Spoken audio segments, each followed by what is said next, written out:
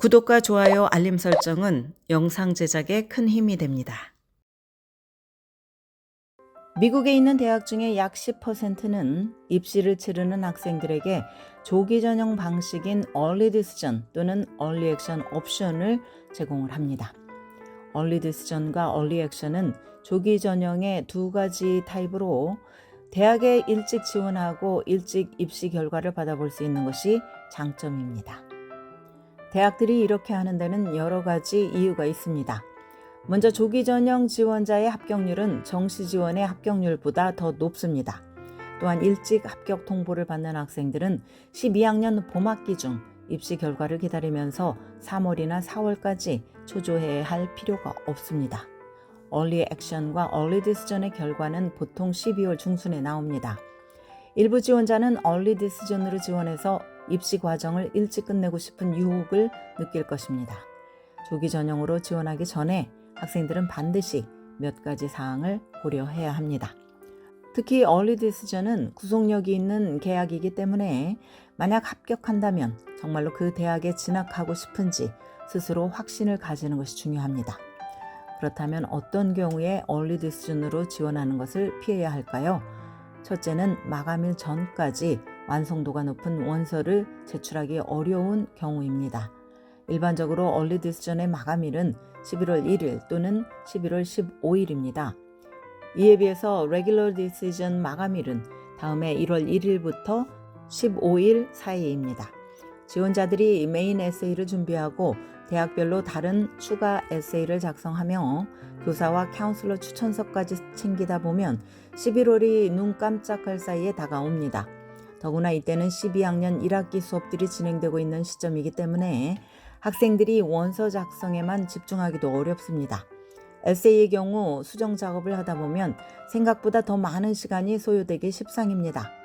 원서 접수 마감일까지 모든 자료를 완성도 있게 준비하는 것이 벅차다면 시간적 여유를 가지고 레귤러 디시전으로 지원하는 것이 나을 수 있습니다. 또한 조기 전형으로 원서를 넣으면 대학은 지원자가 11학년까지 받은 성적 기록만 보게 됩니다. 만약 어떤 학생이 11학년 때 평소보다 다소 아쉬운 성적을 받았다면 12학년 가을 학기에 성적을 향상시킨 다음 이런 의미 있는 성취를 원서에 포함시켜 레귤러 디시전으로 지원하는 것이 더 경쟁력 있는 레코드를 대학에 보내고 합격 가능성을 높일 수 있는 방법입니다. 둘째는 다른 대학과 재정보조 패키지를 비교하고 싶은 경우입니다. 특정 대학에 진학하기 위해서 상당한 액수의 재정 보조가 필요하다고 판단한다면 Early Decision을 포기하는 것이 낫습니다. 보통 Regular Decision으로 복수의 대학에 원서를 넣으면 합격 통보를 받은 뒤 여러 대학의 재정보조 패키지를 비교할 수 있습니다. 그러나 Early Decision으로 지원해서 합격하면 해당 대학이 제안하는 재정보조 패키지만 보고 등록해야 할 가능성이 큽니다. Early Decision은 구속력이 따르는 특성상 합격할 경우 다른 대학에 지원하는 것을 철회하기로 계약하기 때문에 다른 대학들이 제공하는 재정보조 액수를 확인할 수가 없습니다.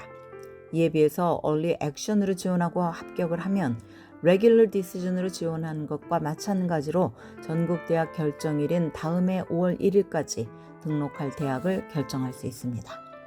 가장 현실적으로 대학 비용을 추산하기 좋은 방법은 각 대학의 웹사이트를 통해서 제공하는 NPC, Net Price Calculator를 이용하는 것입니다.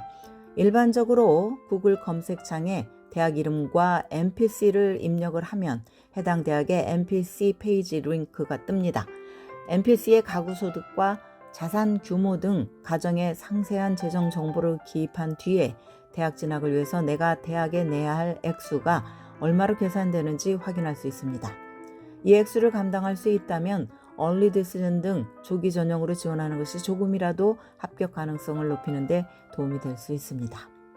그러나 NPC를 통해서 뽑은 액수를 감당하기 어렵다면 Regular Decision 또는 Early Action, Single Choice Early Action, Regular Early Action 등으로 지원하는 편이 낫습니다.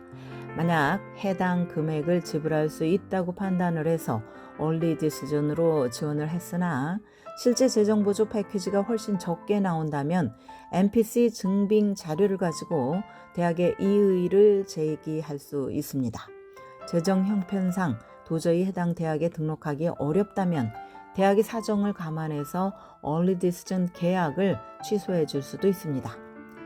아까운 얼리 디시전 카드를 날려버리지 않으려면 미리 MPC를 계산해서 신중하게 지원하는 것이 현명합니다. 셋째는 해당 대학이 나에게 최고의 선택인지 확신할 수 없는 경우입니다. 어찌 보면 이것이 가장 중요한 이유가 될 수 있습니다. 얼리 디시전은 얼리 디시전이라는 말 그대로 진학할 대학을 미리 결정하고 일찍 입시 결과를 통보받는다는 뜻입니다. 학생에게 유일한 드림 스쿨인 만큼 최고의 선택이라는 확신이 있어야 한다는 뜻입니다. 12월 중순 합격 통보를 받는다면 주저없이 등록할 마음의 준비가 되어 있어야 하며 다른 복수의 대학에 지원을 고려하고 있더라도 얼리 디시전 대학은 그 모든 것들 중 첫 번째 선택이어야 합니다. 만약 지원자가 진지하게 관심이 있는 대학이 여러 개 있다면 한 대학의 얼리 디시전으로 지원하지 않는 편이 낫습니다. 대신 구속력 없는 조기 전형 방식이나 레귤러 디시전으로 지원을 하면 더 많은 시간을 가지고 비슷하게 관심 있는 대학들을 비교해서 최종 결정을 내릴 수 있습니다. 일부 학생들은 이 점을 간과한 채 얼리 디시전으로 덜컥 합격한 뒤에 자신과 비슷한 조건을 가진 친구들이 나중에 더 높은 명성을 가진 대학에 합격을 한다면 뒤늦게 얼리 디시전 지원을 후회하기도 합니다. 얼리 디시전은 가능하면 꼭 가고 싶은 드림 스쿨에 적용하는 지원의 옵션이라는 점을 기억을 해야 합니다. 지금까지 교육 전문 컨설팅 그룹 어드미션 메서스 진아킴이었습니다.